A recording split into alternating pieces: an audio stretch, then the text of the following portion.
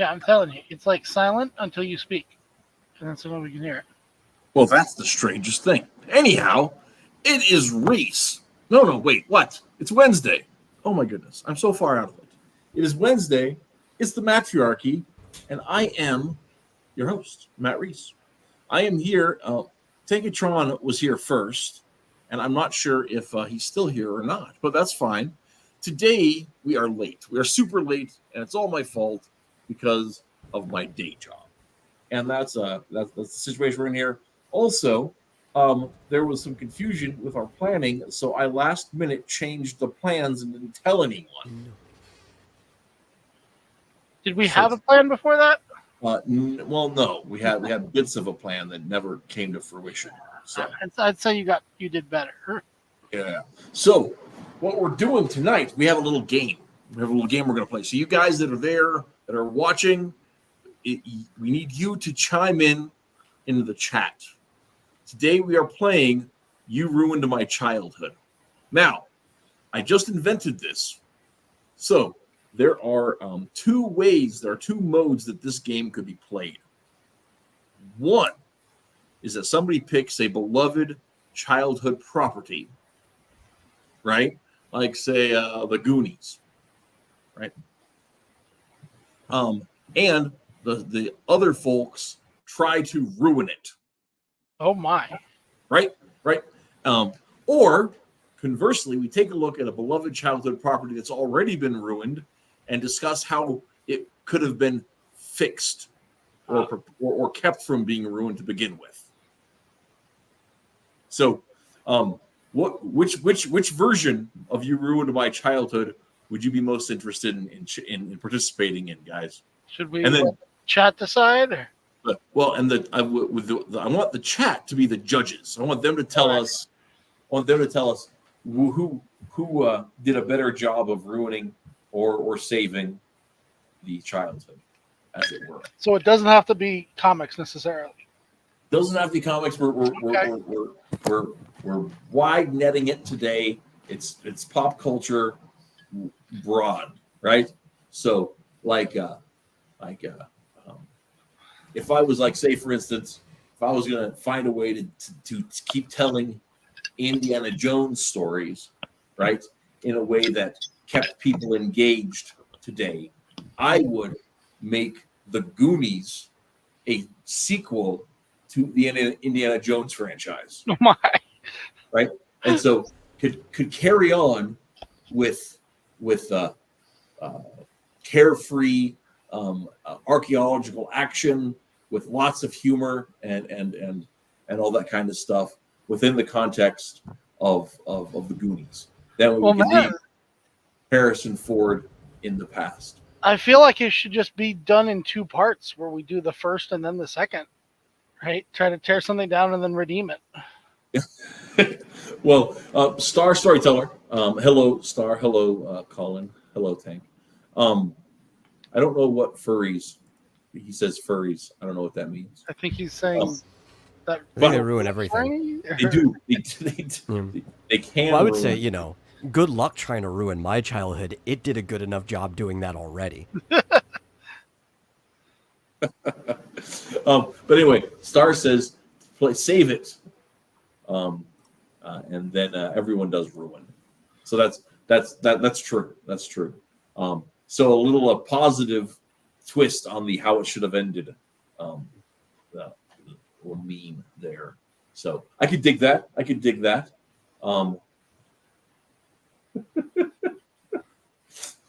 They ruined Sonic. Tankatron says, and Colin replies, "I'm autistic and I never liked Sonic. I'm a rare breed."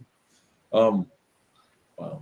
I don't know that there's necessarily a connection between those, but it's probably just because a huge portion of the Sonic audience is borderline non-functioning autists. So, especially those that do fan art.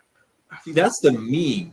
I question the actual validity of that. I think it's the ones who stuck with Sonic that are. Because Sonic was like super popular in the 90s because he was just a cool mascot character. Right. But probably because most of the games have sucked since like the mid-aughts and on. those are the people who've just stuck with Sonic long term. Yeah. Well, it's the kind of thing like, I think, the autistic propensity toward fandom, uh, or the Well, those will be the same people that stick with anything that they already become hyper fixated with, even if it starts to go down the drain. Yeah. Oh, so Right. Star Wars fans. Well, yeah. I mean, I think the idea is that the fixation and enjoyment, like the thing with they get mushed together in the popular mind. Like, you just don't notice it with things like Mario or Pokemon, even though they're all there. It's just that those are still very popular things that are still very successful. So regular, what's the stupid term they use now? Neurodivergent? I hate that term. But just I also hate it. High functioning people are still participating in it because they haven't ruined it. Yeah. Well, and I mean, that's the thing is those like, all science. I mean, all fandoms have those kind of dedicated fans, and I don't think that it's a thing that's selected to, spectrum folks or whatever. I think that it's just one of those things that people like to put labels on stuff that is as unflattering as possible. Yeah, I think you just tend to see it more as things go down the drain or as they bleed out people, right? So those are the people who stick around. When something's like really popular, you see everybody in it. Right. Well, this is Colin says as a boy, he was in a social skills class, which all boys should be in social skills class. That used to be just called class. And 90% of the boys love Sonic. Well, the thing is, though, is that 90% of all boys loved Sonic when super popular. So, yeah, I mean, even In and Out, it was ridiculously popular. Had 2 simultaneously running long-term cartoon shows that were like wildly popular. So it's just one of those like I always laugh when Twitless gets all awkward about the Sonic fan comic that he did back in college, and we did back in college. Yeah. You all did there. But the thing about for me is like it's like I don't see any difference in doing a Sonic fan comic, than when I was writing fan fiction. Any other fan comic, or any other fan comic or fan production. Yeah. No, and Colin, I do know what people mean when they talk about social skills class. I'm just saying that I think integration is a better way of teaching social skills than isolation, and that's really part of what I'm getting at. I would hope a social worker would know what that means when somebody brings it up. Yeah. It's just one of those things where from the 80s on, instead of like reducing class sizes, which are better for everybody, they just took the troubled kids and set them aside and inhibited them from being able to learn and from their peers. And so I think a lot of those kinds of special ed classes actually long term have had worse impacts on people. Oh yeah. And things. So I think it would be better to destroy home ec, bring it back as life skills how it used to be. Have everybody involved in it, and you rotate groups so people can get used to different types of people. Right. Yeah. Mm-hmm. Yep. I agree. And I think that, and Colin reports that he felt like he had really good outcomes from his class. And I think, I'm not trying to take away from a specific instance. It's just the kind of things that I'm old enough that I was there during the beginnings of that. And I was, I had a special tutor when I was in school, just because I was a troubled kid myself for different reasons. And it was one of those things where like, changing class sizes, changing formats, doing socialization. I remember it wasn't too bad when I was a kid, because I remember being in elementary school in the 90s, which is like where you first start to notice that stuff. There was a specific like class that they would pull people out for, but aside from that specific time of the day, all the special needs kids were just worked into the normal classes with everyone else. I knew them, and they would ask for volunteers who wanted to participate in that special class, so that there were still, like, I guess, not special need people that they were interacting with during that entire time. And I volunteered a few times myself. Yeah. It's just one of those things. I think that I really believe we overlabel people. I really believe we try to put people into boxes instead of finding organic community building ways of helping people learn their own selves. And I think that, but that's not what we're here to talk about. We're not here to talk about my theories and all that kind of stuff. In some ways that did ruin some people's childhoods. So it's kind of on topic. It is on topic, just not the way that I intended it to be. So there we go. So it is hot in this room. So I am, what ruined my childhood? Obama. Yes. So I'm going to go a little bit of a thing here. I wouldn't say Barack Obama ruined my childhood because I was already an adult. Okay, I was going to say, first of all, Colin, thanks a lot for making us all feel old. Second of all, it doesn't make me feel too old. Yeah. The second of all, the thing is that since, oh my goodness, hang on a second, guys. Somebody's calling me. Like, when was he first voted? In 2008, I think. I was in high school, so I was still technically part of my childhood. I think I was on my last year of college. Though, I think in any other time in history, I would have already been considered an adult, so, take that for what it is.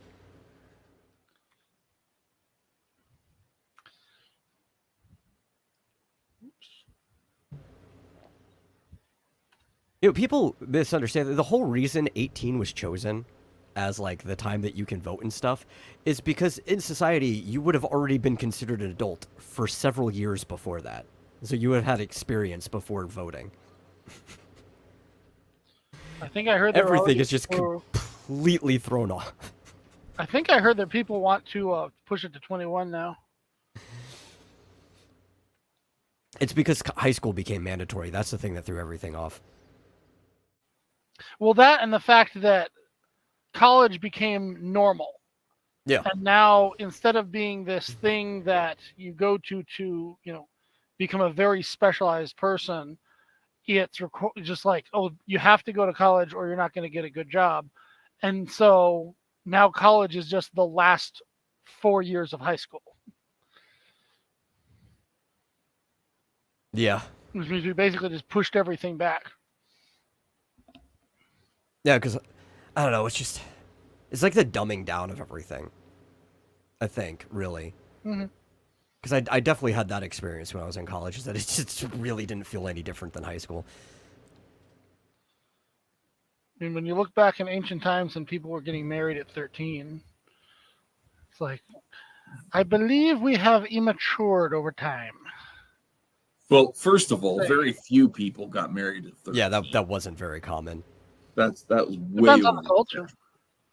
I mean, even historically, yeah. The average age that people would have their first child is 16, which is still the age of consent in most civilized countries. Yeah. So anyway, what I was going to say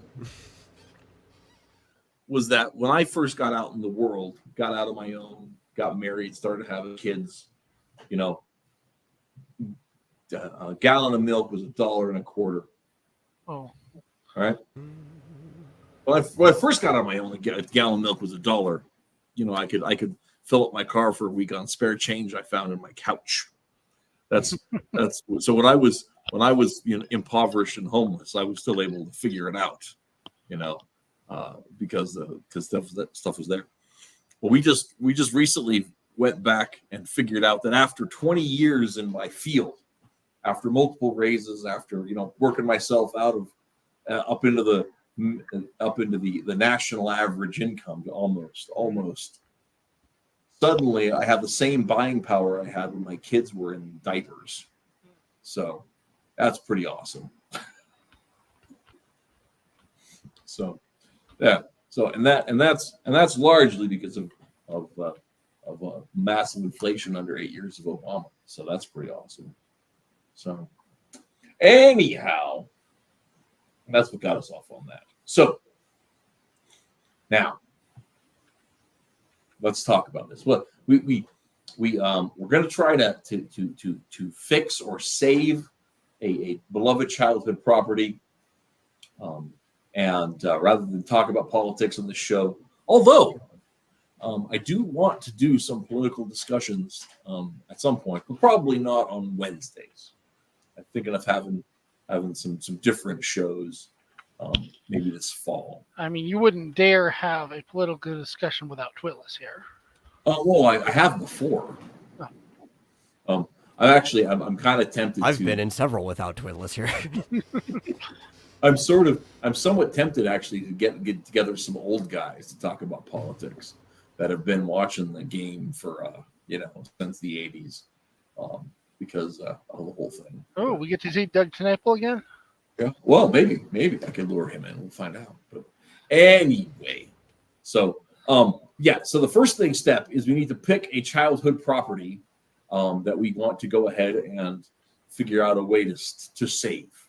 I think that's where we want to go with this. So we can look at one that's been mistreated and maligned, that we can show a little love to.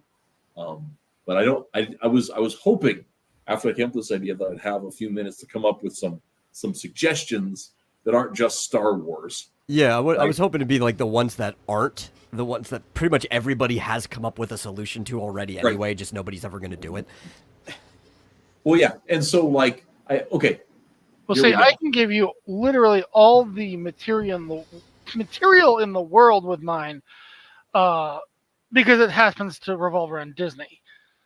Mm-hmm. Okay, well, go ahead and give us yours. Give us yours there. Let's go. It's specifically the Disney 2D animated movies. Okay. I'm a cartoonist because of those. That's fair. So, so how would you save Disney's 2D vault, so to speak? Oh, I thought my job was to ruin the whole thing. Or were you talking about a particular movie? Yes, because they destroyed it themselves purely. I mean, I could go on and on, but immediately just by stopping making them in the first place. Right? We have two entirely different eras of Disney movies at this point. Well, they sabotaged it too, so they had an excuse to kill it. Oh off. Boy, did they! Yeah, we have to go through. Oh gosh, we're gonna have to go through the entire and part of it, history of Disney movies. Well, and part of it too is the proliferation of CG animation. That's one aspect to consider. But I think another larger aspect in all of that is going to be to the sequel machine, right? Or the remakes, the live action remakes that they're so dedicated to for some reason, which I don't even understand, right? Oh gosh, no, because for me, as someone who likes cartoons, as someone who likes animation, if you're going to make the exact same movie without the animation, it's only going to be worse, right? Yeah, I can't imagine a world that would be better, and especially when one of the live action remakes was Lion King, which of course has no live action characters in it. Yeah, there's a few I could imagine that you could do at least just as well. It's their take on it. Like they're trying to make everything more realistic, and the fact that there really isn't that big of a difference between animation and live action these days. Half of live action stuff is just really animated mixed in with people doing things. Right. The fact is that they're just not going fantastic with things in the same way that Guardians of the Galaxy manages to go fantastic with having animated characters walking around with real people, right? The Jungle Book, I actually think they did an all right job on, all things considered, but they also had a really, really old animated film that I'm not going to say is dated. The only problem is there's a few pacing problems. Otherwise, it's still a magnificent film that holds up. But they managed to do it in an interesting way. And then everything after that, they decided not to do it in an interesting way. Yeah. And of course, this is why we really need to, I guess we have to use the term cartoon as opposed to animated. Because there's a look you're going for, right? No one would ever mistake Frozen for live action. And that's what makes those old 2D animated movies stand out so much. They have an incredibly unique look that will probably at this point never come back, because I can't imagine what it would take to get a movie to go back and try to do that again.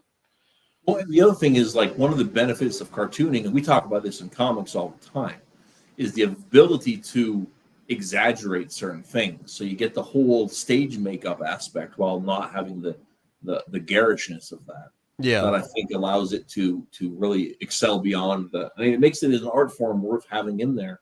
And if it's just photography, what's the point? And that's part of the issue. Like, and I never watched. I haven't seen any of these live action remakes, right? And I don't understand why they're, but I do not understand why they're so trendy. Why there's this whole. Well, are they? I think they're finally starting to fall apart. I don't even think they actually were that trendy either. I think maybe they were always downhill. They're definitely A-trend. I mean, they've been doing it for 12 years, right? I mean, I think the main reason they've, at least ever since they started just doing things, recreating them scene for scene, is that they don't have to hire writers. They've already got the script. They just have to recreate it in new animation, throw a little bit of live action in there. Well, it's like a lab, right? So it's really, that's not really what they're doing, right? Because I mean, because they're not. You're adding songs and new scenes and stuff like that all the time. Now they are. They've gone through several different eras of this. It's been weird. Well, you may be better informed about that than me, because once I saw they were remaking, like, 101 Dalmatians, I was like, or whatever it was, I was like, yeah, they already did that once and it was fine, right? Are they doing that now? No, they did a prequel to it. They did the Cruella. Yeah, that's right. Right. Yeah, that was like they gave the Maleficent treatment, which that came out of nowhere, because that was like 10 years after Maleficent. Yeah. And by that point, they were just doing Lion King exactly as they had been. Now they're into the point where they're just, I don't think they know what they're doing with these movies, and they're just completely falling apart every time. Yeah. Well, I don't think they knew what they were doing even before that. Like, it's been a downward spiral from the start. Like, the only thing that doesn't look like it bled audience was the Lion King remake, and that was pre-audit, and people are very suspicious that it is actually the highest grossing animated film of all time. And here's one of the interesting aspects about this whole thing too, is you see those things happening in convergence with Disney, like experimenting with their films and then shuttering that right? Like in the early 80s, okay, Disney made Tron, Disney made The Black Hole, and Disney made The Black Cauldron, and Disney made Something Wicked This Way Comes, and all lost money, right? And Disney nearly had to. There was discussion about whether Disney was going to Chapter 11 themselves, because they were hemorrhaging funds, and it was a whole big deal. And then they pulled it out. So, the Disney Renaissance, blah blah blah blah, right? Well, you go back to 2011, 2010, Disney's. They made John Carter, which they was awesome, but it wasn't marketed well, and it wasn't. And it was, didn't have they didn't do enough to build their fan base out there. So it was kind of a ghost project. They did the Tron sequel, and they did a lot with that one to try to, it had some hype, but they couldn't, they wouldn't commit to the sequel to that one, even though people were asking for it, and they missed their time in the spotlight there. I recently found out that John Carter hadn't done great, but it had done well enough that they were going to do a sequel until they went and bought Lucasfilm. And the same thing with Tron. The talk of Tron was to make a sequel heavy into that until they bought Marvel. And so all of a sudden... I thought John Carter actually was great. Like, yeah. I've always liked The Princess on Mars, one of those, like, classic, very influential stories that modern people kind of forget about. Mm-hmm. So it's one of those things where all of a sudden you have this time where there's this experimentation, and maybe it's not going great, and they shuttered the whole bit of it because they bought out these properties. They're like, oh, we don't need to do the John Carter from Mars when we own Star Wars. Why would we do Tron when we own Marvel? And they put everything into those things, and they totally left their own properties out to pasture. And well, this illustrates what they've been doing as a company ever since Trying to remember which movie it was. The first Pixar movie that outperformed a Disney movie. I think it was maybe Finding Nemo. And that is simply putting together a super team and creating anything creative or interesting, and instead buying out some other property or company that is doing really well and milking it for all it is worth. And when that finally dies, buying out another. And they've done it with Marvel, they've done it with Star Wars, and they just keep at it one by one. Every time the last thing starts fading out, it's like time to buy something else.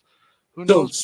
speaking of which, as far as childhood properties, you were talking about Disney. This is tangential to that. We'll flow this into the conversation. Tron was hugely influential on me, right? And if you guys have read The Force of Good and Evil story, Plain History Part 2, Old School, you'll see how big an impact Tron had on me. And because we have some of the characters go into cyberspace, and it's this whole thing. And Tron was very influential in my tastes from back in the day. And I really enjoyed the second Tron movie. I thought that was pretty good. I mean, there was some stuff. Oh, I liked it too. I liked it a lot. In fact, I have to argue that for one factor alone, it is probably the greatest movie ever made, and it had Jeff Bridges versus Jeff Bridges on a bridge.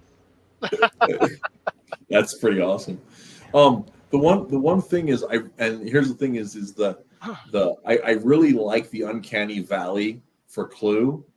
The whole fact like it just doesn't look right with Clue. I think it's perfect. But I really wish that Disney cared enough and would go back and fix the Flynn in that first scene, because he just does not look right, because the technology wasn't there yet. And that's a bother. But yeah, I mean that's one thing. Like, so let's fix Tron. Let's fix Tron. What would each of you do to fix Tron? And then we'll see. We'll let the audience vote, see who they think did the best job of fixing Tron. I have a confession. I was born in 1984. I have never seen Tron. That is no excuse. I was born later than you, and I've seen Tron multiple times. Yes, my other excuse is I absolutely hate the idea of actual people trapped in a video game dying because it's in a video game. Oh, you don't like isekais? Not even close. It's so weird, man. Tron is a classic isekai. Sword Art Online, you can take a hike. Yeah, but Tron is better than Sword Art, right? Because it's not just somebody with like a stupid like virtual reality helmet on their head.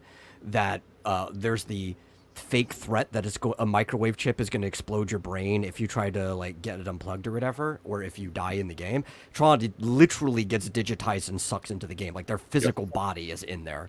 Same result. I mean, yeah. No, man. I don't know. I can't understand Tron's how cool. you love Tron. It's one of my favorite levels. And it's even worse that they're not actually like fighting some battle or something. They're playing games, and the loser just dies. It's like, great. So it's Squid Game, 40 years ahead of its time. No, that's just the It's kind of like just the nature of being in a video game, though. It's also true. It's also true, but it was very much in tune with the kind of games that existed in 1982. But the other aspect that you got to remember about it is it's the Coliseum, man. They're gladiators. Yeah. Only they're not gladiators like real gladiators that were professional athletes and fighters, where it was all competition, where it was largely competition, where it was largely about preserving yourself for the next round. It's like American pop culture concept of gladiators fighting to the death. And it works better in that setting because even though there's real people in here now, they're digital. So like the Master Control can just make new NPCs whenever he needs to for the next game. It doesn't matter if he ends up deleting the previous losers. Yeah, and because he's absorbed their actual code into himself, and so If he remakes them, it's the same person that was killed before. And the thing is, they never address that in the game, in the movie, and that's one of those things where it's just like, it's a big deal when the program's de-res, because you're like, oh, you see your buddies die or whatever. But the fact of the matter is they are living within the NPC, so to speak, if they're individuated out and copied. So that's something that would be awesome to see addressed in a Tron movie, the whole thing. But I just really enjoy Tron. So how are we attempting to fix this? Are we literally recreating the original movie, or are we like coming up with the most recent installment? So here's the thing is, so what Tron was, this is my take, and you guys can tell me if you think that I'm on. So the thing about Tron that I love and hate, right, that the writing team behind Tron all had like an interest in programming, and computers were just becoming trendy and accessible to the public. So you need to put nerds on the writing team. They put nerds on the writing team. So what they were trying to do though is like, they were trying to write Tron in a way where the logic behind programming made its way into the plot of the story. So things like IO towers, things like microcycles, things like the idea that like the energy pools that were within the thing actually was nourishing. There were fantasy elements that they were trying to reinterpret computer programming concepts through fantasy elements into the sake of the story. And sometimes it was really good, and sometimes it was really not, right? Like one of the main characters you meet in the first act is a program called RAM, right? Yeah. And RAM is of course random access memory. It's what computers run on when they're RAM really should not be a program. It should be a location, actually. Yeah, exactly. Yeah. RAM should be a location. RAM should actually be like a like Grand Central Station. Yeah, like Grand Central, or even like a post office, right? It's juggling all of the things coming in and out, right? Yeah, restaurant too. Like they're just constantly serving people. That's fine, but it has to be something that's constantly juggling things coming in and out. Yep. And so, but the character is cool. I really like the character, and in the second movie, they actually had like a micro movie of things that were happening in between the films. And the writer who wrote because one of the conceits is that all of the programs that are in the grid look like they're programmers out in the real world, and so the guy who wrote Tron, Bruce Boxleitner's character, and the guy who wrote RAM, which is this other character, are actually like working behind the scenes to try to keep the corporate ne'er-do-wells from usurping Flynn's legacy. Okay, I got a better use of this character, right? Okay. We make it like a Grand Central Station. We call it Ram Central Station. Oh! And he is the only ticket master. Everywhere you see, it's the same person in multiple locations on the trains throughout the station. That'd be great. That would be great. Well, and and that would actually he's supposed to be an actuarial program in the first Tron, and that doesn't really make sense. But the idea that the code has been repurposed in the second grid to be a query, not a query, a spool controller that'd be really fun. Yeah, that'd be great. Or you could modernize it more, since what they were trying to capture, it's like, yes, planes were already taking people across the world, but it was air traffic control was in its infancy. You could modernize it to where he's like an air traffic controller and make it more of like an airport. That could work as well. Yep. And that's one of those things. And that's one of those things too, where like, if I was to like, I like the second movie, but they did not, they leaned into the fantasy elements and leaned away from the programming elements. Right. And they replaced the programming elements with this concept of isomorphic algorithms. The second grid had these life forms that simply existed within the thing, where junk code recombined into intelligent beings. And that was a fun concept in itself, but it definitely made it more of a fantasy and less of the science fiction aspect of it.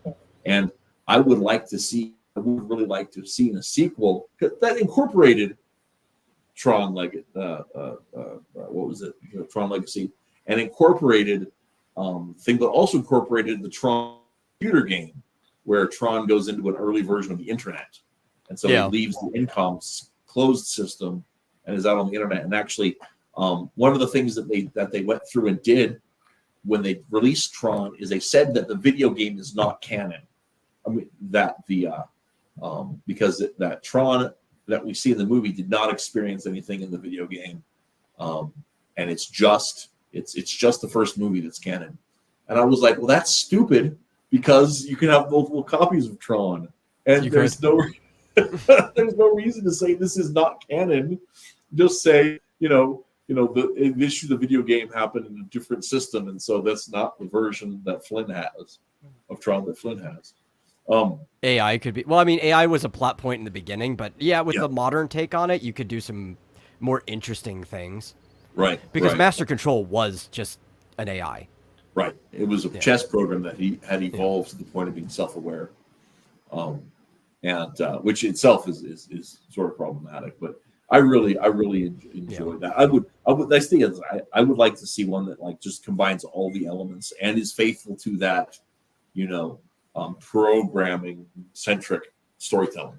And of course, the first Tron played fast and loose with that a little bit, by giving Flynn kind of inventing physics out of his ear powers in the third act. So I know what I would do. And before like trying to actually fix it, like going forward, I would probably try to reboot it. I would do something that would be close to a shot-for-shot remake, with some changes here and there, obviously some tweaks.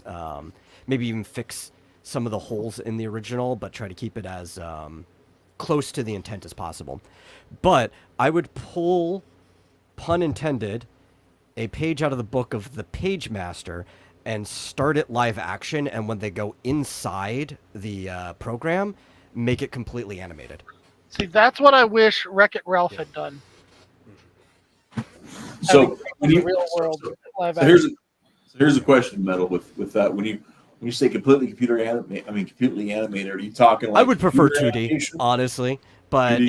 it would have to be computer. I mean, that's how they do 2D animation now, but the way they still do stuff over in Japan for the most part, Well, I got to admit, if we're dealing with something that takes place in a computer, that's one place where it probably is best to have computer graphics, because it just makes sense. Possibly. I agree with that. I think it would still just end up looking better if it was something just really 2D and dynamic, because you could do something really dynamic with 3D animation from big budget studios. I've yet to actually see it, and part of it is because the amount of time it takes scene for scene to do something like that. I admit I would not mind seeing someone try, I don't know that it would work, but seeing someone try to make a full-length movie in 2D 8-bit side-scrolling. Oh, that'd be painful. That actually reminds me, though, I was going to share a book tonight that I just picked up at the Walmart. It's another one of those scholastic storybooks that is like that, like the Bad Guys or like a Cat on the Run, where it's, and of course those are the same author, but it's in this genre that's like between comics and storybooks. It like has pages that function both ways. It's called Press Start, and it is about a video game about a kid. It's about a video game character going through an adventure, but it's about a kid who's playing that video game character going through this adventure. That's pretty cool. Oh, yeah, it's really fun. And the art's like hand drawn, but it's made to look like 8-bit or maybe 16-bit, more like 8-bit. But it's done pretty well. I really enjoyed it. It was a very young reader, but I picked it up at Walmart for like $6, so it was totally worth it. To answer Fizz, Flynn shouldn't have Neo's abilities? ? Yes, he should, but the difference. You could have some of them too. What? You could have some of them, maybe not all of them. Well, the thing is even Neo's powers still should be limited by the physics function of the Matrix. Yeah. Right? And that's one of the things that so a great example, right? Where Flynn's able to reconstruct the recognizer by his mind. Like that totally makes sense because he's he's intuiting, like putting the code back together and understanding. He's the one who originally designed the recognizers, so of course they're going to respond to him. But I have no problem with that, especially the fact that he is not a program and just sucked down on all this energy, and like how does that play in together, right? So we in our comics we stole a page out of Overdrawn Memory Bank, and there's a state within digital worlds called being interfaced, where a person who is interfaced is a biologic or electrobiologic person whose mind relates one-to-one to the computer code, right? So thinking is being, all that kind of stuff. But there are still limitations for whatever the grid or the system that they're in is. So it makes sense for Flynn in the first film, especially, to rebuild the organizer of the recognizer with his mind. It does not make sense for him to redirect the light path when they're on this beam of light transmitting across the grid flats, and they're being attacked by a ship that's going faster. It doesn't make sense for him to manipulate it onto a different beam of light, because light does what light does, right? Well, and also I thought it was supposed to be like a representation of the physical circuitry of the computer, which you can't change from the inside. Like the actual makeup of the computer is what it is. Like a program can't change where the hardware is, you know. So now Flynn to have like manifested a terminal there on the little like solar cruiser and like change the number of his speed settings, or something like that, you know, for him to work it out that way and actually change the operations of his little thing rather than the whole thing. And the thing is sort of a feint anyway, because or a fake out anyway, because they start de-resing the big ship before it could get to them anyhow. So it was one of those things where that could have been better. That could have been better, that one. And so much of the rest of the movie I loved so much. That one I was just, every time I watch it, I didn't pick up on it when I was like 6, but every time I watch it, I'm just like, like that's not how it works. It's not how it works. Yeah, I mean, and here brings up an interesting point. The laws of physics within computer simulation is malleable. Same with Free Guy, which I'd like to see. And there are, and you know, if there was, I agree, as long as it's dealing with the engine itself that you're in, right? Yeah. But the things that are fixed to the hardware outside of it, you can't change. So that there will be some bounds, but there'll also be some level of malleability. Yeah, and I just think that there have been. Well, here's the thing: the malleability, depending on how it connects to the characters. Like if the characters themselves have the ability to change the physics, what's happening there, if you think about it, is the computer becoming self-aware and changing its own programming. That's one heck of a consequence, if you think about it. Well, if we're talking about a video game, the thing about video games is they are coded to do specific things for the sake of the player. Right.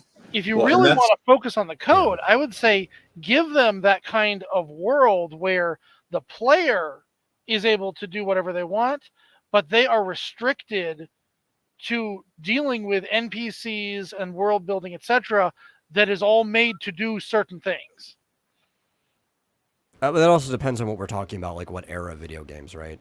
Like modern games, which are different than what would have been back then. Modern games usually take like a prefabricated engine that are made to work with many different games. So if you did have the ability to alter, say, the basis of the game engine, then you could do things that are outside of the parameters of the game. If we're talking about older games like that, where especially if you did have a unit that was built to house different games, like say an old multi-machine arcade or like a NES, or before that, since this was pre-NES, where it was built for the arcade, then yes, a lot of it was assembled to the hardware itself, and there would be very strict bounds on what you could and couldn't do. Right. It really So- depends like what era and what type of game we're talking about with that. Yeah. So you could have your story revolve or your plot device be that he finds a way into the coding and can start messing with it.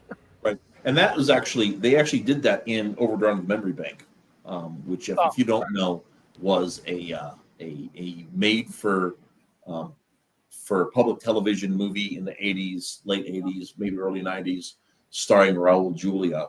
I'm aware of it from Mystery Science Theater. They riffed that one. And I later found the whole movie on YouTube. Here on YouTube. You can check it out. And I actually really, really enjoyed it. But it was about a programmer in the future who ends up getting his brain stuck in a computer, his consciousness stuck in a computer. They also did a similar thing in Wreck-It Ralph where he goes in and he even uses the Konami code. Yeah. And so, but anyway, the point being is I would like to see, if I was going to try to fix Tron, it would be a situation where I wouldn't, unlike Metal, I wouldn't reboot it, but I would have the next sequel lean back into those programming ideas that were promised, and many of them fulfilled within the first movie, and really lay on that. Now, from the chat, we have some interesting stuff going on here. Colin says the thing that didn't make sense to me, which is how a program like Quora could take flesh in the outside world. I would say that would be the same way that the apple or the orange in the first movie was implied to have its flesh returned to it after it was pulled back out of the computer. So basically, something about the way that that laser gun works can assemble data into energy, and then into It's because energy and matter are the same thing according to like Einstein and general and special relativity.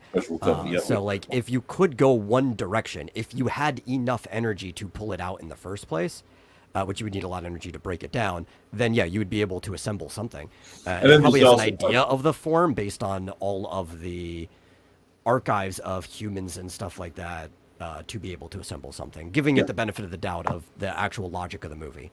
Yeah, and the logic of the movie, and one thing about the defeat of the MCP, and everything else is it follows much of the logic of video games from the golden age of arcades, as opposed to some of that stuff too. It is an arcade, a love letter to arcades, as well as it is a somewhat informative retelling of all that. Anyway, so that's been Tron. That's one property we've gone through specifically. So everybody out there, want to go ahead out there in the chat, whose idea the reboot, the Metal's reboot of Tron, reboot and updating of Tron, or my sequel, the explainer sequel?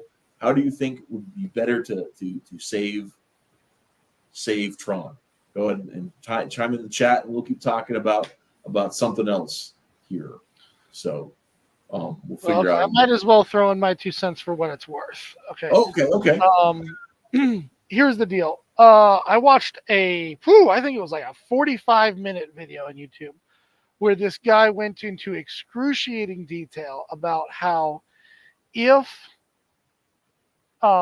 Sword Art Online were not the situation that we see in the show, where people are in fact in danger, but if you were simply playing this game as the game it was intended to be, based on what we see in the show, it would be the worst video game ever designed. And I won't go into everything, obviously, but most of it revolves around the problem that they have to have a situation for the characters to overcome.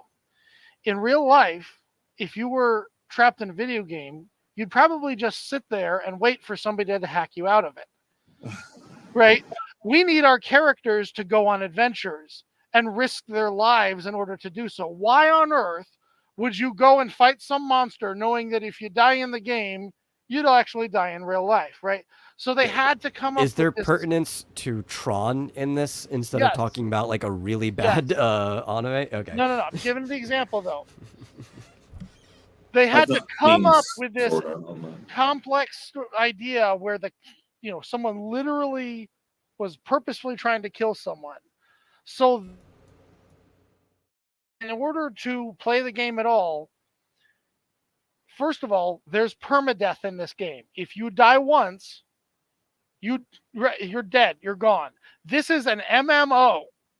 It is built on leveling up. So if you get to level 70 and die once, boom, that's it, right? And two, in order to get them to go on these adventures, they basically turned it into Neopets because you actually have to eat. So you have to go on these adventures. So you have to, in order to get the things that you need to eat so you can survive, it's 24/7 upkeep of your character, right? That was their whole idea. Again, no one would play this game in reality, right? Okay. Well, actually, part of it I have to dispute. Hardcore classic WoW is a super popular game where when your character dies, it is gone for good. That's incredible. They do it for the challenge, right? So it's not that nobody would play this game, but there's a lot of really dumb You things. get the I've idea.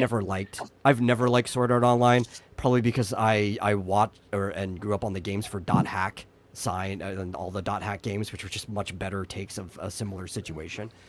What this illustrates is what we tend to see in almost every one of these trapped in a video game storylines.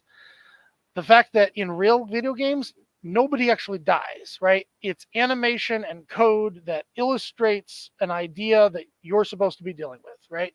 And even if you die as a character, you just jump right back in the game as many times as you want. Even if you permadeath in WoW, you're still going to just make another character and go in. When you're trapped in a video game, they have to make the thing exciting somehow. So they always ignore this. And they somehow have to work in this idea that there's actually death in a video game. Good. If it were I would try to utilize the concept of multiple lives, maybe even infinite lives, and the ability to have to replay a game. I think the way I would do it is by setting it up so that something about how this game works and the fact that you're trapped in it is going to have major effect on the real world. Maybe the internet itself is going to be deleted or something. And in order for you to stop it, you have to get to the end and somehow turn something off. But the problem is every time you die, you're sent back all the way to the beginning. So it becomes kind of like an Edge of Tomorrow thing, where our characters, their whole challenge is living long enough to finally get there and actually do what they need to do to save the world. I mean, that's not too different from Ready Player One, Oh, yeah? right? I mean, the stakes are kind of the same, where the Oasis basically was the internet for everyone in there. And if he did, like some other person didn't get the prize before the corporation did, they were basically going to ruin it for everyone. So, well, and the one thing that's separated is that Tron isn't about being trapped in a video game. It's not. It's actually about being trapped in a computer. So It in a just computer took network. on video game aspects because of the era.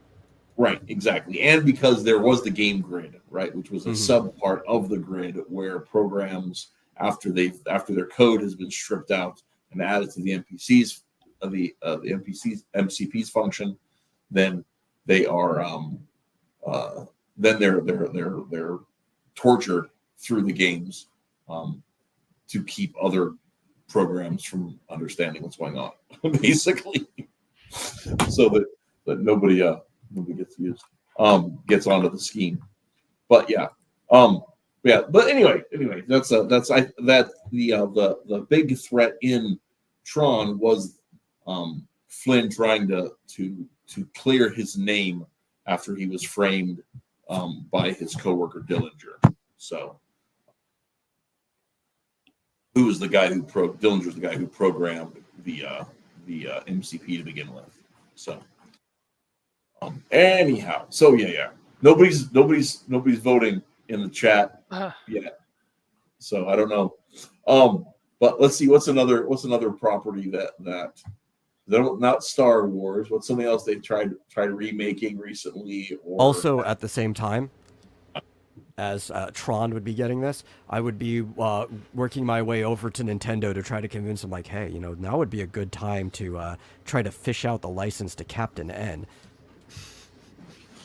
Oh gosh. would you have a? Because here's the question, right? If you were doing a Tron sequel, right? Yeah. I was really kind of surprised when they did Wreck-It Ralph, the second Wreck-It Ralph movie. It didn't seem like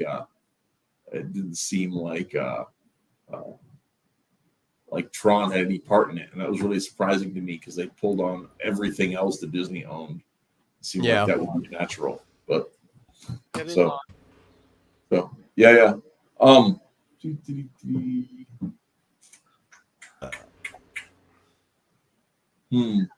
Okay. What I don't have a natural. I don't have another property. That people have tried, have done recently and not have tried to remake or try to relaunch and done a bad job of it.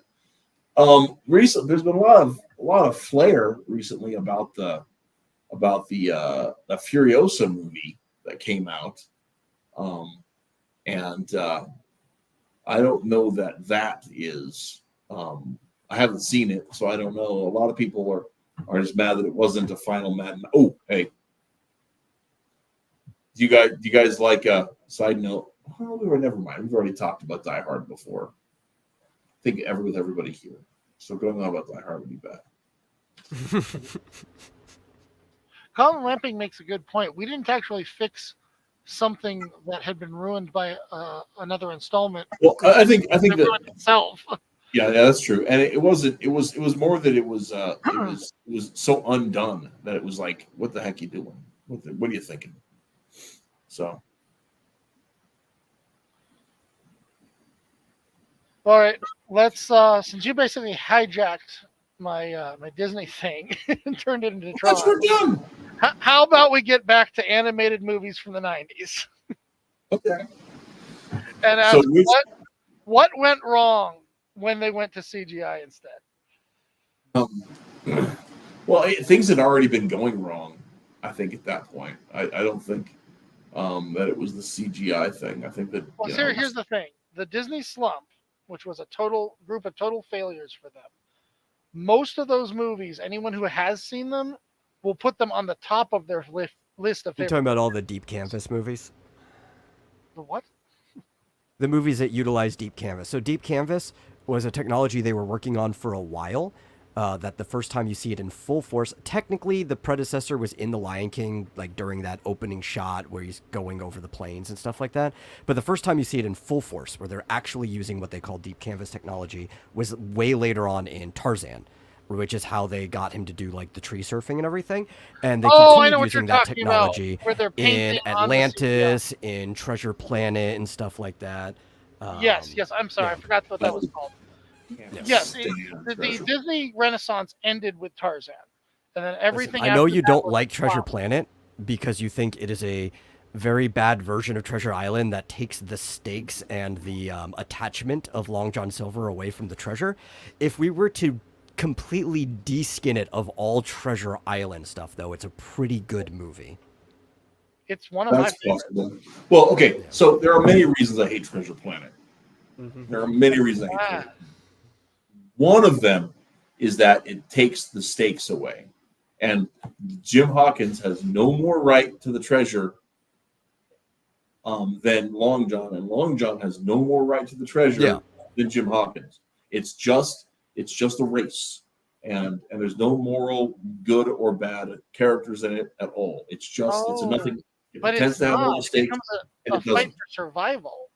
That's what's really going on here. Every space movie is a fight for survival. That doesn't really add anything. The villains are simply the people trying to murder other people. Like, I would agree. I think it'd be better and that's no different if they leaned into the theme more and actually turned it into more of a race. In Treasure Island, it is different. Because in Treasure Island, first of all, one of the big problems I have with Disney's version of Treasure Island and with every version of Treasure Island since then is that they have made Long John ugly. Long John is not supposed to be ugly. Long John is supposed to look like the Chad meme. Okay, Except here we for go. Okay, first off, Muppet You've Treasure just- Island had the best Long John. Okay, Tim Curry is not ugly. You ready, Tim guys? Curry was a great Long John, but he still was like Tim Curry was a great. No, actually, Tim Curry was not a great Long John. I have to take that back.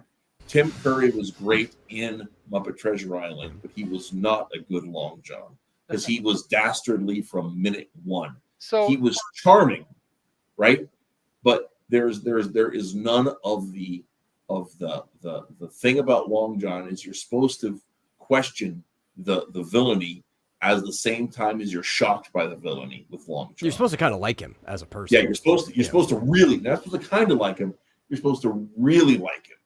So at the end of the movie, at the end of the story, when Jim lets Long John go, it's because you would let Long John go, right? Yeah. Like that's the thing is, and like Curry almost pulls that off with it because he's so charming through the whole movie, but it's not the poignancy that Lewis had in it.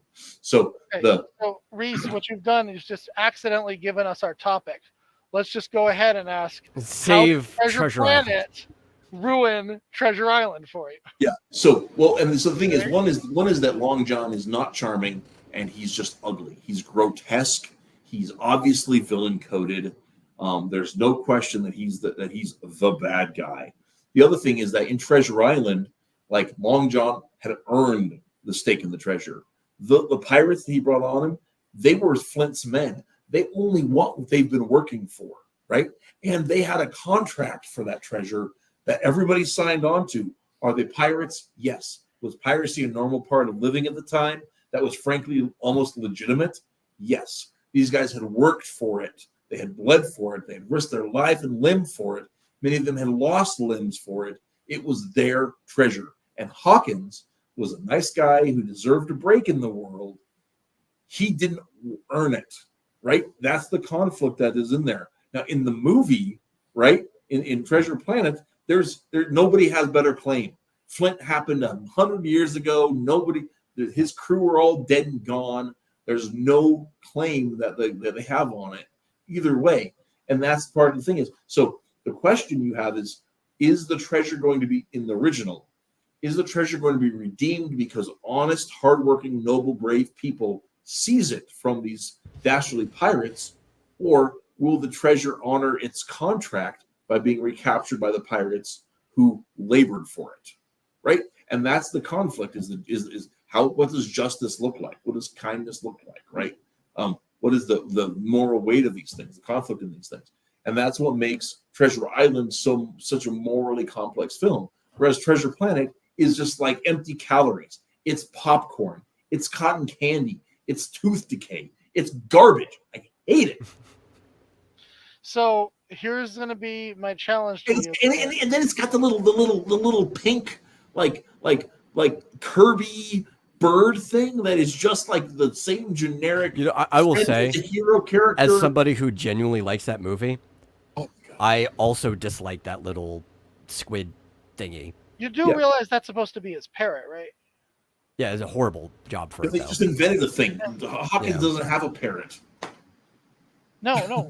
Long John. Hawkins is just some Cornish. Not Hawkins. That's Long John's parrot. Only instead of mimicking people in voice, it mimics them in visual. That's what I love about Treasure Planet is that it makes you think at every second. Everything has to have a translation into this space theme. The only thing Treasure Planet made me think is how I wished I wasn't watching Treasure Planet. All right, so here's your challenge then. How do you fix this? Well, he wouldn't make it Treasure Planet to begin with. Yeah. Well, okay. The thing is, the setting to... isn't the problem. The setting isn't the problem. Yeah. The problem is they were trying to do a Star Wars thing, long ago in a galaxy far, far away. And if they would have just, 1-to-1 in space, right? And they wouldn't have even had to have completely 1-to-1. Like they did the gender swap of Smollett's character, and that didn't really hurt in a post Captain Janeway world. I don't think. If they would have just had the same stakes, that all the characters were in the same stakes, and de-aged um, Jim, so that Jim's a young boy who's learning what it means to be a man, rather than that he's just Aladdin in space, which is all they did with it. Was just have and if they would have kept the stakes the same and let the lessons be the same, then they would have had a thing. Or all the pirates are cyborgs because they've been keeping themselves artificially alive for 100 years, right? If they'd have done something like that, then it'd be like, ooh, now that would work with the fact that they made Long John a cyborg. Yeah, that would at least have made it, like an angle. Yeah. But And you then know Long what? John would have to look like Chris Hemsworth Okay. or something like that. This is going to be weird, but every time a movie is made, there's stuff left out, right? Stuff that gets cut. And I'm almost starting to wonder if that might have actually been where they intended on going, because at a certain point in the movie, he utters the line, "That treasure is owed me." Right. Is it If I possible remember right, that's exactly now, what they were going with? it's been That a he was super a long. cyborg and had kept himself alive. If it's the last time I watched it once. I watched it 20 years ago. Well, not that long. I watched it when the kids were small, so it's been 15 years.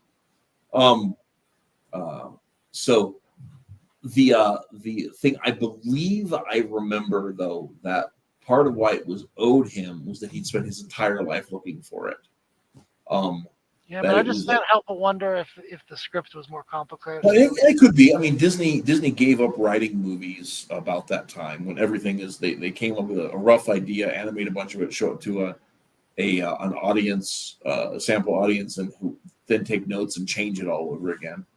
That Disney hasn't written a movie in 20 years or whatever. Well, that's not part of it though, because this was written by Musker and Clement.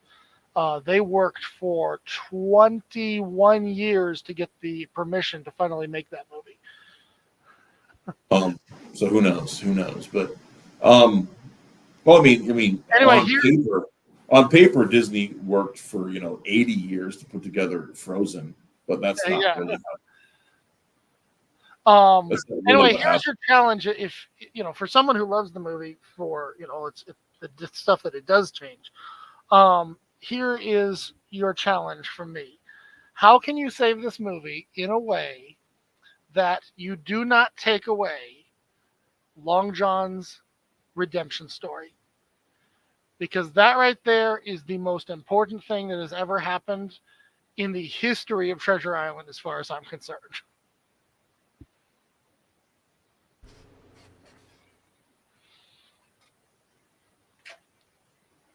I don't know if Long John actually needs to be redeemed.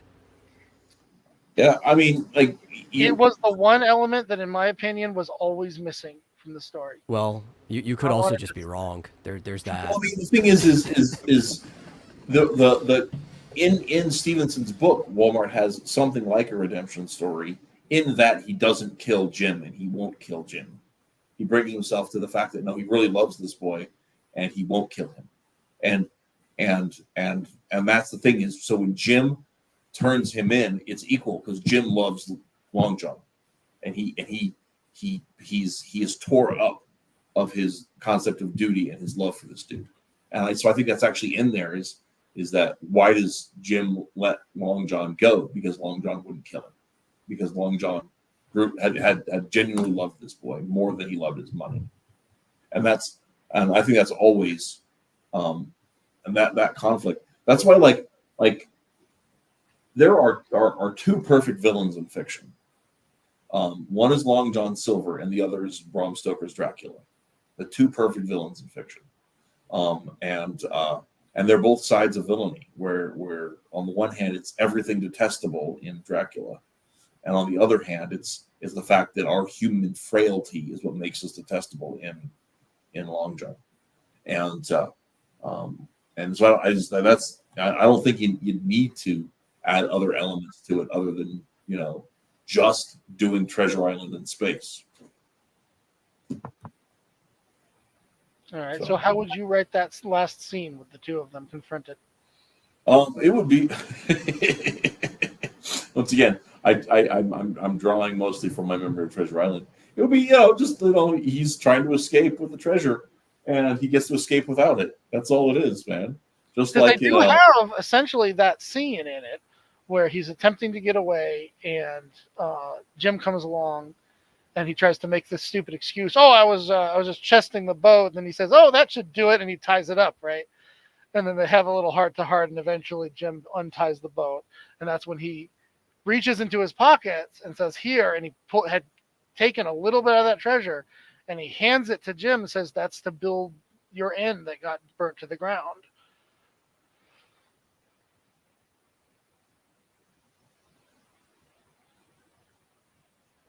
so I don't see a problem. Yeah, that's fine.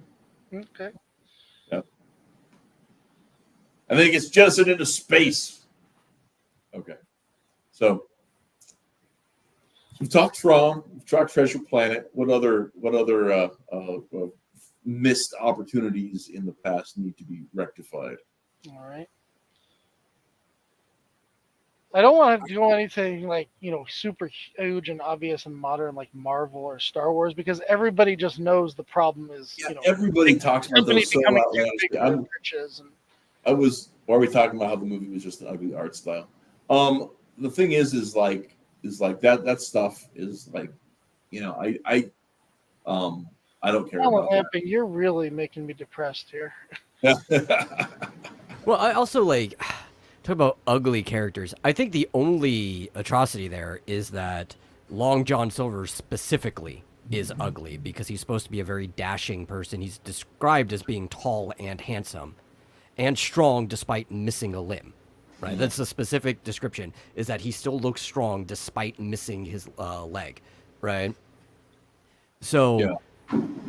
that's the only real problem. I don't think there's an issue with quote unquote ugly characters. I think a lot of times, as long as it serves a purpose to the story, an ugly design can be fun and interesting, and thus the design is not ugly. Well, that's what I was going to say. Is to me, Yeah. that Long John is the most interesting looking character in the entire movie, and some of the most beautiful animation I have ever seen on a character. Fizz says what about Dr. Seuss stories? Ooh, okay. Ooh, Okay. Oh, we have to talk about Dr. Seuss movies. Okay, Oh okay. So well let's limit it because it is almost 9 here. And we got a super late start. It's gonna have to be a short show anyway. Let's talk about the Grinch, since there's more versions of that than anything else. Huh? The Grinch. What would it? Okay, I will tell you. Jim Carrey's The Grinch. We'll talk about two that were absolute travesties. Jim Carrey's The Grinch, and what's his name? I don't remember that dude's name. Benedict Cumberbatch. No. Oh, what? You better not be talking about the original 1960s version. No. I'm not saying I was not The Grinch. I'm trying to think of. You're talking about Michael Myers' Cat in the Hat? Yes, that's. I see. Yeah. So those the were original. both. I haven't seen Benedict Cumberbatch. So we're sticking with the live action versions, is what we're doing. So, because those are the ones that I've seen, and I'm telling you right now that like the Michael Myers Cat in the Hat there is nothing good about that film. I 100% agree. I knew immediately that you would hate the Jim Carrey Grinch version. Yeah. I'm sorry, but it is one of my guilty pleasures here, and it does end up being, especially if you can, compare it to the other movie. It's the only one that brings in as much depth of story and character development, in my opinion, as others. It doesn't need That's the problem. Oh, really? The depth of character absolutely. I'm sorry. I'm a sucker for a redemption story. You know that. Yeah, and I like redemption stories too, but it already is a redemption story. The problem is that all of the depth of character that they added in, all the backstory they added into the Grinch, actually robs the Grinch Who Stole Christmas from its foundations. It makes it meaningless. Christmas. It It takes all of its meaning out of it. Instead of the Grinch merely being somebody who doesn't like other people's pleasure, right, and has isolated himself, he's given a reason, an excuse. It's it's understandable that he's so crotchety because he got such a crappy run of luck, man. Yeah, they turned a fable into just a soap misunderstood. opera. He's not a villain. He's just misunderstood, right? And so his change at the end is just him returning to how he should be instead of him realizing his own depravity and actually being redeemed. Now, he's justified, not redeemed. And that's what I hate about that. So That's a weird take on it because there isn't a human being on the face of the earth who doesn't have the same I'm gonna story. Stop you there when you say there's not a human being on the face of the earth. Whatever you're going to say after that is probably already going to be wrong. No, who doesn't start as a fetus? And we all have our choices that we make in life, and we all have our hang-ups that we run into that can affect us. I don't see somebody having a problematic past as justifying their actions. I just see it as being. But he didn't have a problematic past. That's the issue. He didn't. They added that. They added that. Right. That's what I'm talking about. And even in what they added, actually that's the thing is in what they added, it wasn't problematic, right? He was the victim, and so what he did, he wasn't responsible for. So he doesn't have redemption. He has justified because everybody was awful to him. That was the situation in there. Yes, but he lets that affect him in a negative way. That is his character arc. He has to, learn to overcome his fears, his assumptions. And it ultimately changes the character from what he was originally. Which is just evil for the sake of evil. Yes. But that's not real. That doesn't exist. Yes, it is. Yes, that is the actual state of man. We are evil because we are evil. There's plenty of people that you've probably met who are like that. Even those of us who think we're really good, we're really not. We just have a very. But it's like, I don't have a problem. But you have to actually address who the person is. They don't just say, "Hey, I'm born now. I'm going to be evil for the rest of my life." Because I agree with Reese here. I don't have a problem with the character that the Grinch is. I just have a problem that character is the Grinch now. Because that's not who the Grinch was. If this was like a completely different story with a new character who wants to go through this justification arc, that could be an interesting story on its own. It's just another case of we're changing the character because this is the story we want to write. We don't want to actually adapt the original story. Mm-hmm. And the other thing about it is that in the original story, where he's evil for his own sake, he's even okay. Much Ado About Nothing, right? Don John the Bastard, right? Is a character who has a reason to be evil or has a reason to feel that he is wronged because he can never societally attain because he is, in fact, he was born on the wrong side of the sheets. But he takes that and turns that into evil because he feels he has control over being evil where he wouldn't have control if he was good. He would just be a second-class citizen. So he'd rather hurt other people rather than deal with his own limitations. Okay, that is a backstory. That is a background. That's not in no way an excuse for the character. But we don't see that kind of volition in the reaction of the Grinch in Jim Carrey's Grinch That Stole Christmas. It's just that like he was rejected, so he rejected everybody. He was hurt, so he hurt everybody. Instead of actually like moving on about it. And I find it compelling. I don't find it a real redemption story. I feel that it cheapens the moral shift of the character. And I'm not saying I even dislike Jim Carrey because I like a lot of his stuff, but I can't stand that version of the Grinch. All right. Obviously, we're not going to agree on this. So, what say we shift over and focus on the Cat in the Hat? So we can all agree on that. So, before we get into that, let's talk about that because Mel and I are agreed that we don't like the Grinch, the Jim Carrey Grinch. So, metal, how Mhm. would you fix the Jim Carrey Grinch? Yeah, because I think the movie has a lot of potential. Honestly, there's even a lot of bits and stuff. Like I can go back, I can rewatch it despite like agreeing with you on this matter. If I were to fix it, I would probably,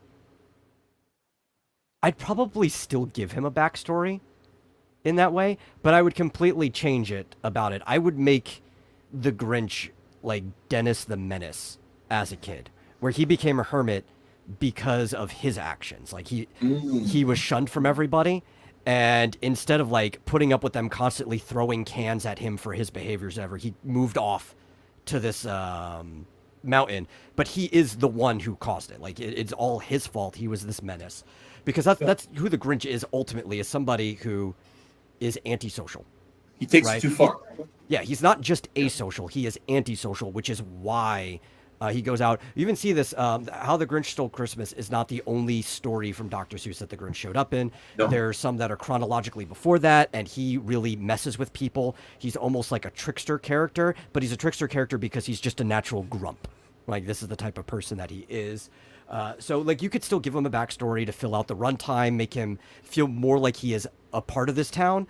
And that's the reason why, even though he travels all over the world that the Who's live in, he still kind of stays to this mountain, because he might have this kind of like imprinted attachment to the town, even if it's not to any of the individual people, right? So here's Like the maybe thing. maybe he feels the town is owed to him, and that's why he stays near it, right? Yeah. Because he still needs to go through this whole action of, they're annoying me, I hate their holiday cheer, I want to get rid of it. And even personally, the thing that bothered me the most, more than anything, is how early on he met Cindy Lou Who. Because in the original story, it's like there's this person who's never wronged him before, this sweet and innocent child who he finally sees at the end, and that's the thing that changes his mind almost, right? Like there's the glimmer of it when he first meets her, and he tries to even to get away with his scheme, sugarcoat it. Like, no, see, I'm just taking away to fix it because this light bulb is out, right? And then it turns out she's there at the end, and he can't see that he was just trying to basically pull a prank. He wasn't trying to kill anyone. He wasn't trying to injure anyone. This girl is there at the end, and that's the thing that makes him redeem, is like, I'm not that bad of a person, am I? Right? So I don't even know if I would let him meet Cindy, or at least directly as early. Maybe they can constantly cross paths, similar to like when he saved her in the mail scene. The mail scene is the only one that I actually really like, because it does kind of show that he's a bad person, but he doesn't want people to die, right? So that's like a foreshadowing of, this is the first time he saved her. At the end, he'll save her again. That scene, I think, was actually a very well-written scene, if you detract it from everything else. If they're constantly crossing paths, you could still make Cindy Lou Who an important character to the story. They just need to not have a relationship before the end. Yeah. So here's the thing. Yeah. If you're going to do this, we're still missing the one element, because being a natural grump or being antisocial is not enough to have him swear out revenge on everyone. You need to make him truly angry. But it wasn't revenge. Well, it's enough to make him want to destroy everything these people hold dear.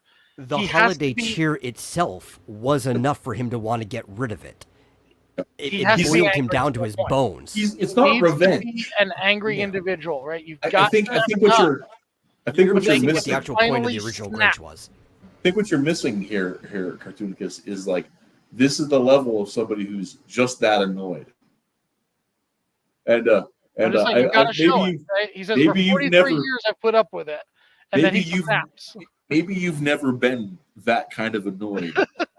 maybe wrath isn't your abiding sin, but Yeah. it is mine, and I Compare can the relate Grinch to that. to the Killdozer. You still got to show it, right? You have to have a way of explaining Yeah, But they just did in the how original. naturally He angry he is. explained how all of the individual things that were building up through the holiday season peeved him. Like, it showed every last one of them. Well, and it and showed like- how it was and- grating away at him. Yes, but that And all in a does that movie in where you've got narration. 2 hours, you got 2 hours, you got the backdrop. You can have this guy who's just like, you can show multiple scenes where this dude Year after year. He's like Christmas and summers Oh, a and montage. barbecues and everything. Okay, Where he's okay. just like Mhm. he's just annoyed all the time, and he like acts out, and people are just like, "What do you mean? What are you letting your dog pee in my pool for, you dick?" Whatever it is. Now, And that is what both movies have attempted to do to extents, right? Because they showed him going around the city trying to cause trouble. Yeah, I love So the what- mailroom scene. I think the mailroom scene is perfectly in character to the Grinch. So I but think instead of we're all having a in line childhood on where that. he's like, You people don't need- like him because he looks different, or people don't like him because he likes garbage, or people like whatever. If they just were just like, oh, he got picked on from being, well, he doesn't have to be a kid. He could be in. I mean, there's who knows? Like maybe he's an eternal, 45-year-old. Who's been there longer than the town. Maybe part of the reason he's so peeved is that he's lived on this mountain forever, and the town moved into the location. okay, interesting. Yeah. See, He's like, I used to enjoy my peace and quiet, and now this holiday cheer season, like year round, is just driving me crazy year after year. Okay, I like that. Yeah, I don't even have anything to add. I think you saved it. I think it's great. Wow. So it's all just about the backstory. Yeah, because Oh, actually, yeah. if you think about it, almost I every don't- single story that the Grinch is in takes place in some mountain range. It could just be the same mountain range, and it's only snow covered in the wintertime. Yeah. Well, and so the thing is, like the thing because the other thing about it is that friggin' Jim Carrey, he's got his own like thing, right? And he's not a good fit for every role. Like Jim Carrey is Eggman. It's like 2/3 good, right? Yeah, Like, I mean, there's some. and it takes moments where forever it's just- for him to actually become Eggman. But even here's the thing: he actually even in the first movie, like I like like 2/3 of the scenes he was in the first movie. the annoying thing about the movies is that he actually acts more like Eggman in the first movie before he looks like him than he does in the entire. I mean, in any I agree one with that, too. scene, he acts more like Eggman than he does in the entire second. But that's also because I don't think he ever actually felt like Eggman, whether before or after. He Like, had yeah, he way was more closer in the before first that, one. but he never actually attained Eggman. But I'm anyway, okay but, with. but back to Okay, back to yeah. the Grinch. I want to finish up the Grinch. I don't want to talk about Sonic. We'll talk about Sonic some other day. So, we could totally do a Sonic. I just don't want to not today. So the thing Adam about it Sandler is, should have been the Grinch. I think he could have handled that a lot better, I don't know, especially during like his like the character he portrayed as Davy Stone in 8 Crazy Nights would have been the perfect character for him to like embody. Except Davy Stone also had the same type of backstory that the Grinch did in this movie. Like we'd still have to cut that out, but the menace to society that he became is the type of character that I think. But anyway, the thing is I don't mind Jim Carrey as the Grinch. Yeah. I just it's so much the backstory that I just hated about it. Yeah. And even the ostentationness. I mean, obviously the dude's getting turning his dog into a sled dog. I mean, just there's so much over the top that I don't think that Jim Carrey was a bad match for it. And he physically looks like the Grinch already. I mean, he's got that cartoony body posture and everything. I think that would And have I been. like that he tried to give us Boris Karloff too. Yeah, and there was definitely some of that with it too. And so it was just the backstory that I don't think suited the story. And I think ultimately it is the director who is more of the problem than anything. Well, and the director and the screenwriter. Yeah. Anyway, moving on to we have a request. When are we going to move on to the Cat in the Hat? I was suspicious of the Cat in the Hat, Mike Myers' Cat in the Hat, the minute I found out Mike Myers was portraying it, because Mike Myers can only play one role. And that's Mike Myers. That's Mike Myers. He's only ever Wayne. He's only ever the love guru, Austin Powers. It's all the same. Like honestly, different levels because he of the can same play a shit. couple different ones, but like honestly, the other roles that he played in Austin Powers was better than Austin Powers. But they're At all least he different. was trying to be a little different. Thing is, they're all different. Like, they're all different. Yes, and Shrek is just fat bastard. Yeah. But the thing is, they're all different. Like it's okay. Mike Myers is a seasoning, right? He's like cumin, right? And a little bit of cumin gives a little umami to a dish. A lot of cumin is spicy, right? Yeah, and I think I know where you're going with, because this was my fear when I found it was Mike Myers too, was that he wasn't going to play the Cat in the Hat. He was just going to use it as an excuse to play every character under the sun That's what in I the was gonna costume of the Cat in the say Hat. Yep. is the problem with Austin Powers, is that it's really just an excuse for him to keep putting on different costumes and then ad-libbing for 5 minutes. But it kind of Right, works in that case, because at least he's playing different characters when he does that. Well, Yeah, and but it's even still then, just annoying to they're see him do a bunch of stuff that doesn't actually make sense to any given oh, script. yeah, okay. And the thing with Austin, I don't want to get off Austin Powers, but I Yeah. will say one thing about it is that the first movie was pretty good, and then the second movie was all the jokes that didn't land in the first movie, and then the third movie are all the jokes that didn't land in the second movie, Yes, which are yes, just the jokes that didn't land in the first movie. So the third movie is an hour and a half. It's 25 minutes of material stretched over an hour and a half. And there's just nothing new in it, and that's just part of But the and thing. also it's an original property. It's a And it's parody Mike Myers. of an Mike old one, right? Myers So that doesn't one's Mike fine. Myers on screen. Yeah, I don't yeah. care. It's when he's He can use- adapting a property that already exists like this. He can do a 20% dilution of Mike Myers or a 80% dilution of Mike Myers, and I don't have to care, right? However much cumin he wants to throw in, it's fine. So so the thing with the Cat in the Hat is, first of all, it's Mike Myers physically doesn't look like a cat. He doesn't move like a cat. He doesn't have any feline graces. And the Cat in the Hat, in all of his proportions, in all of his presentations, is built in Dr. Seuss's love of cats. He was generally a cat dude. The way he moves is like after silly catness, and it's all this all thing. And so Mike Myers doesn't have any of that live cat attitude or behavior or anything. And so he's not cat-like at all. And so that's the first problem. And the second problem is that I guess the first problem is his limited portrayals. The second problem was his non-catness. And the third problem was actually something I read in an interview with him, where he said that his intention was to play the Cat in the Hat inspired by Gwyneth Paltrow's father. Right? I don't know who the hell Gwyneth Paltrow's father is, but I know it's not the Cat in the Hat. So Right?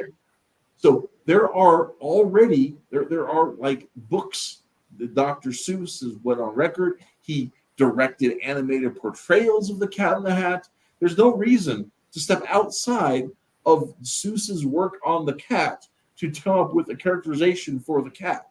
So the fact that Mike Myers, did this, whether he was legitimately doing that or whether he just said it for Hollywood credit, who knows?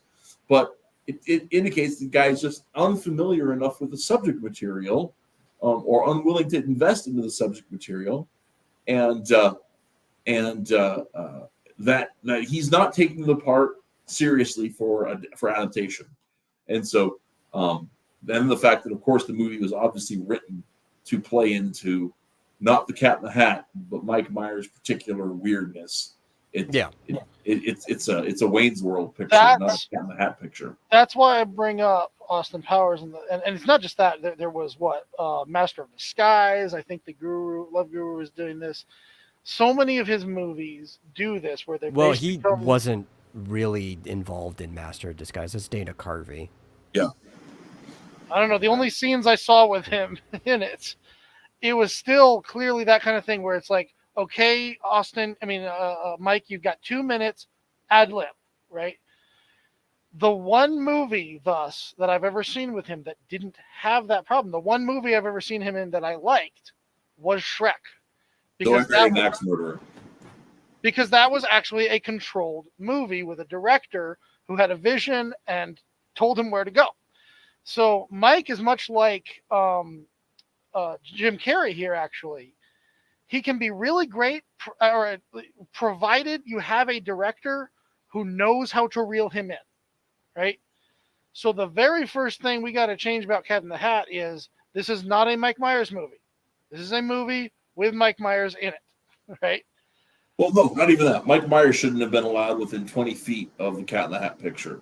Well, okay. Seth Green would have been a better choice to play the Cat in the Hat than Mike Myers. And I Seth understand. Green is not evocative as an actor. All right. Well, never mind then. Okay, let's. No, I don't know who's Seth Green. He played Austin Powers' kid. I mean, the Dr. Evil's Doctor kid. Evil. He plays Scott Evil. Scott Evil, Oh, yes. He's been in a lot of stuff. He's been in a lot of stuff. I don't really know him that well. Yeah. Who do I think He would was the be other. a He was good the other guy in Robot Chicken, from behind Robot Chicken. I'm Yeah, he also voices Chris in Family Guy. He's actually in one of my favorite movies, Without a Paddle, which is a great one. He was in the original adaptation of It. He was one of the kids.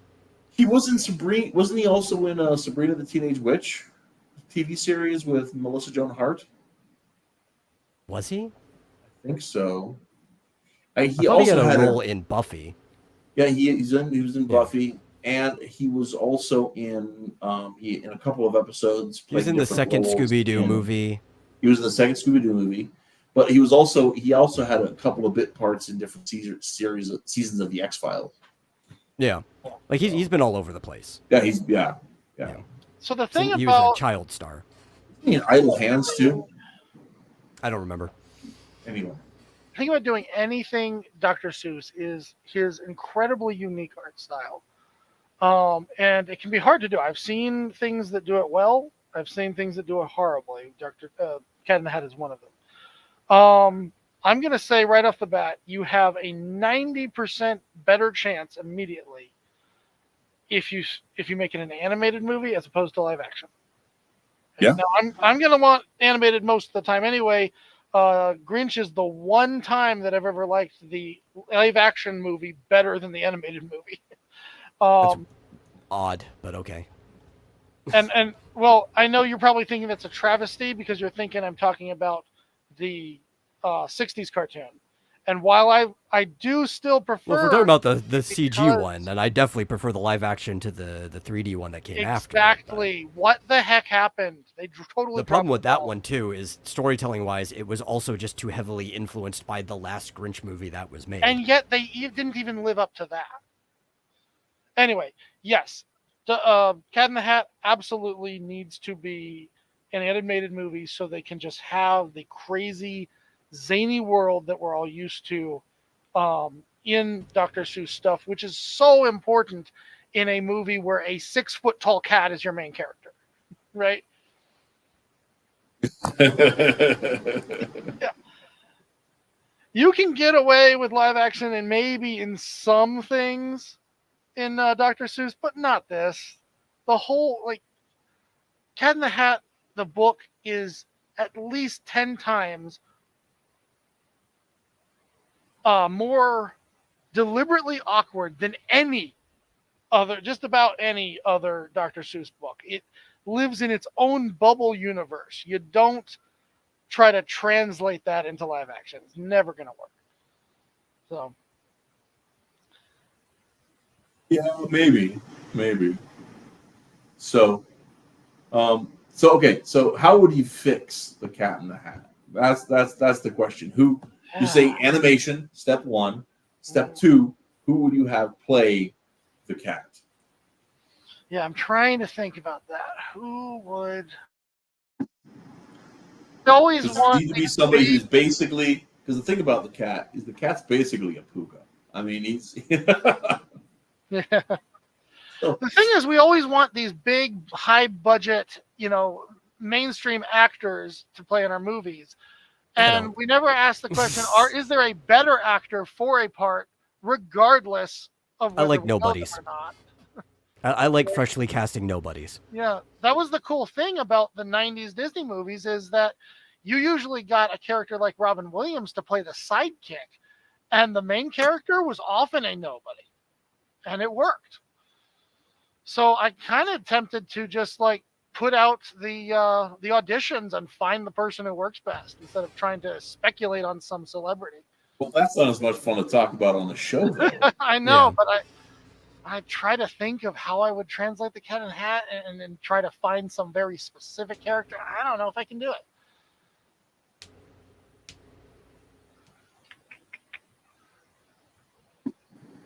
So if it's animated, If it's animated, it could be anyone though, really, as long as they can Yeah, get the yeah, yeah. vocal That's true range as well, down. right? Yeah, as long as and it's got that front. But Martin Short, Martin Short could be great in animated. he's got because the thing is he's I think he can ride that line between mischievous and like Friendly. friendly. Well, and the thing is, the Cat in the Hat is friendly and mischievous and bumbling and like informative. Like he has that carries himself in that like that educational way where he's like, I'll instruct you in the proper way to do this, but the proper way is never it's not the proper way. Okay, you know what? I'm going to fall back on the person you can always trust to play that crazy out of the box character when no one else will fit. Johnny Depp. No, A young Johnny Depp would be nice. A young Johnny Go Depp, back to the time a it was pre. made. If you went, no, not even then, because he'd already done Pirates of the Caribbean. Ever since Jack Sparrow, he's only ever played Jack Sparrow in anything. No. He's He's always played himself and everything. But That was actually Keith Richards, but he became Keith Richards in making Jack Sparrow, and he's never been able to do anything else since. So I don't even know who Keith Jarbakia is, but that's a heck of a last name. That's like all of Poland as a name. It's crazy. I would actually probably a different Johnny peg one of my favorite voice actors, who also used to be a Power Ranger to play the role, with Johnny Young Bosch, who's had a few good roles in the dubbing industry where he has to play that type of mischievous character, like the character of Isaiah in Durarara, which you guys wouldn't know. That's an example. I think he would be a pretty good job of writing that line. I did listen to a Bosch interview a while back ago, and I do. Oh, he's a agree. cool guy. Yeah, he could definitely pull it off. Not that the movie was good, but I would argue Johnny Depp's acting in Wonka could actually possibly work for Cat in the Hat. No. Nothing from Wonka could work. It was such a horror. I know. I'm just pointing out one time he definitely was not playing Sparrow there, and that kind there's only one good thing. High voiced. I think something like that could work. Next thing is trying to adapt the story because it's also. Oh, really? Okay. Sean says that this guy is the voice actor. So for voicing Joshua Graham. Joshua Graham is an amazing character. That guy, yeah. That would be a great cat voice. I see. He thinks Keith. Okay. Yeah, I forgot what Joshua Graham sounds like because I played most of New Vegas with the volume off. Oh man, no, Joshua Graham's got this. Yeah, like intense voice. And I think that would be a really, really fun thing. So the next thing you have is trying to adapt the story because this is also one of the simplest and shortest Dr. Seuss stories. What they did, I'm trying to even remember how the plot went in that. It was so chaotic. They just went everywhere. They made stuff up constantly. Well, and they had the whole like the implication that the kids came from a broken home. Right. And like so then you have the evil stepfather or potential stepfather who's there, and that was all super awkward and it was very and that it fell into this whole thing where like in like the late 90s, early aughts is this idea of like grooming the audience to accept creepy people as the norm. Mm-hmm. And so rather than reinforcing positive, which is totally not how Dr. Seuss stuff works, right? Everything. Well, and the thing with the Dr. Seuss stuff is like they say mother is away, right? So it leaves the opening that there's not a father in place. I know Keith from something else. He's been voicing Gilgamesh in Final Fantasy for the last few games that he showed up in. Oh, really? But the thing is like honestly, like the idea that just because mother is away doesn't mean that father is not in the picture is not a necessary thing. It's just that like moms have to do errands when their kids are not at school sometimes. And that was the in the 60s world where Cat in the Hat was originally in there. That was, I mean, heck, for a lot of us Gen X or latchkey kids, well, I was not a latchkey kid. My mom was a stay-at-home mom when I was young, and when I was older, lived out of town, and my parents worked in town. So when we got done with school, it was hang out at Dad's office or hang out at the store until parents got off work. So there was no going home. Mom, Dad's at work. Mom has to play bingo, or go shopping, or attend a PTA meeting, all Or kinds my of mom, stuff. who had a lot of pain for a lot of her life, but also easily got addicted to drugs, would pill off and crash on the couch and lock us outside in the Texas heat all summer long.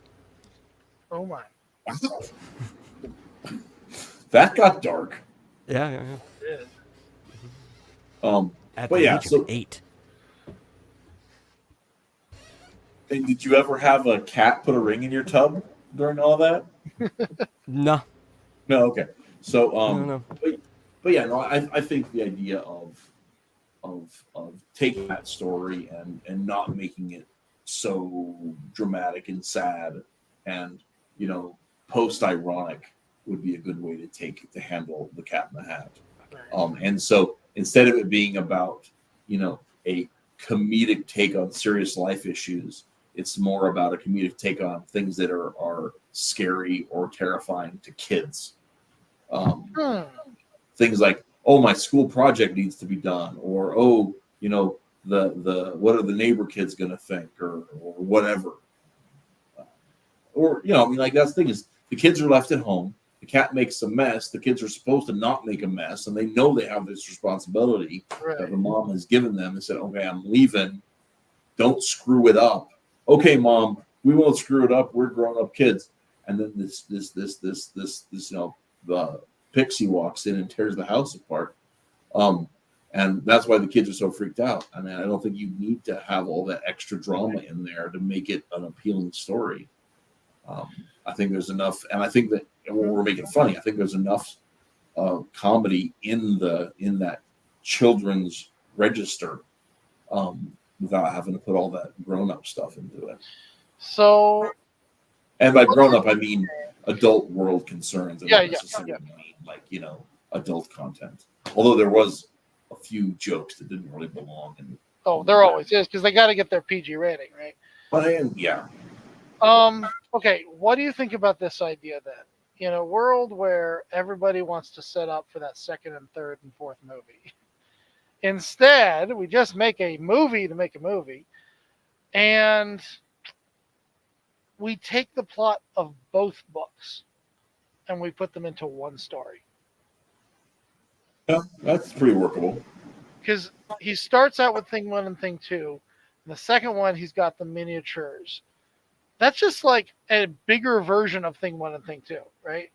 So you could have him doubling down. It's like, okay, now I'm really bringing in the help. And they're going to make things even worse, just like they did in the last time. So you could kind of just run with that idea and keep making it get a little bigger and a little bigger until the end.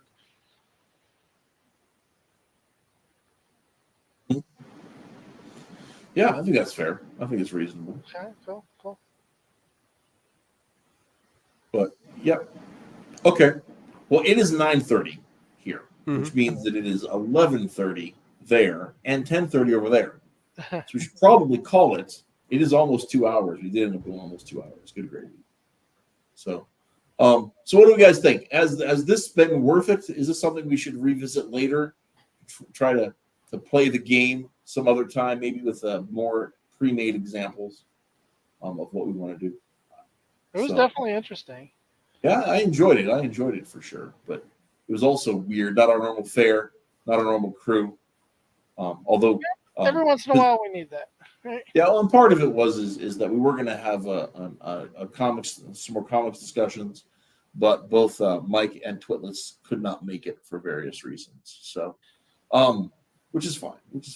You'll next notice week, how. Next week there will not be a show. I'm going to say that. I haven't told anybody else until now. Sorry, guys. I was debating on whether or not to do it. But you know, the next day is the 4th of July, and my kid's birthday is just after that. So I'm just gonna take it easy. After that, I've got some personal world stuff I want to take care of. So, no show next week.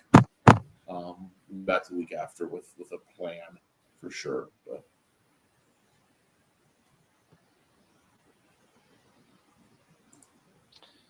oh, hey, this is pretty cool. Tankatron says maybe more organization of the objects. This was good. I'm a comic normie, so this is a good change of pace. Okay. Cool. Yeah, I was going to say, it was interesting that we spoke only about movies this time. Only about movies. Right. So we could go into other areas as well. Yeah, definitely. We could even, talk video games or whatever. Probably not musical albums. Although I did just watch Eminem's Houdini a little while ago. That was a little sad, I think. I'm still deciding. It had some bars, but they were consistent enough to feel right. The problem was it was too much like my favorite Eminem song, but it also just wasn't that song, and it felt like a sadder version of it. I'm trying to imagine having a favorite Eminem song. It felt kind of like a pirate looks at 40 without the whimsy. Yeah. There's a lot of good Eminem songs. Wait, what? A Pirate Looks at 40 is a Jimmy Buffett song. Oh, okay. I'm sorry. They were creating this crazy metaphor here. No. A Pirate Looks at 40 is a Jimmy Buffett song. Okay. It's about turning 40 as a musician. That's what it's about. And it's a great song. But it's also got this like sad whimsy that's in it. Right. Somebody says, "Imagine caring about Eminem." It just came up because like it's sort of along the themes of reboots, believe it or not. Like the song kind of is that. So it was one of those things where I was like thinking about other genres and stuff, and it was just today. Well, I mean, we could probably dive into comics. It's just we're gonna have to start moving outside of the norm because like all the main comics that you would talk about, sure, because we always talk about how exactly. Yeah. Yes. Well, and that was kind of like the darn it, Garfield. Yeah, that's gonna be one definitely. So anyhow, we're gonna go ahead and wrap the show here. Hey guys, if you guys don't notice this, people have been reading Rabbit the Rabbit Hero on Global Comics. We have more than 500 page views since we started putting it up there a few months ago. So people seem to really be liking it. I love it. I will say my name is on it, but I am the letterer and colorer pretty much only. Most of the stories and all of the jokes have been Tully Essence, who does the pen and ink art, and it's been great to watch people like it so much. So it's over there on Global Comics. Also in the chat, I left a note for Colin's comic, so you can go ahead and check that out. Colin Lamping, the Emerald Man. I need to catch up. Been great stuff. And that's the show, guys. So go read X Dynamis Chaos. Go read X Dynamis Chaos. Go read Super School. I will be getting to the most recent Forces page one of these days, but man, my day job's got to stop kicking me in the nuts. Anyway, that's the show. We'll see you guys in 2 weeks. And happy Independence Day to all of you guys out there who love America. And those guys who don't, well, we have different things to say to you. Good night.